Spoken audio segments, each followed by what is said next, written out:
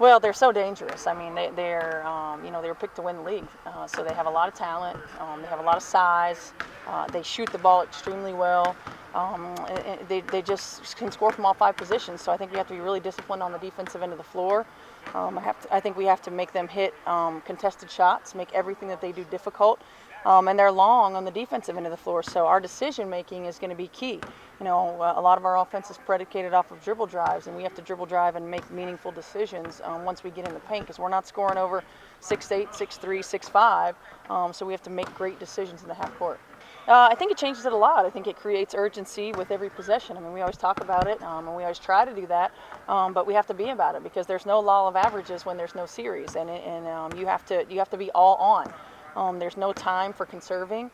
There's no time for wasted and empty possessions. There's no time for missed coverages on the defensive end of the floor. So I think the heightened sense of urgency is the biggest difference. It's and it's different too when you think about, okay, 9 years of winning at least one playoff game, but there has been a series.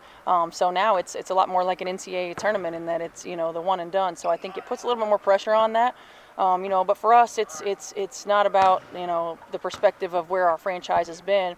I think we own the DNA of the franchise and how we play. I think that's what we have to challenge our team to do. Not compare ourselves to any other team, but compare ourselves to the DNA of how we play. We compete at a high level with toughness, with grit. We're unselfish. We get the best shot on the floor, and I think we have to think about those things as we move through and go out and be the best that we can be tomorrow night. I never worry about her focus because she's a compartmentalizer as well, but she's also one that when it's time to lock in, she knows how to lock in.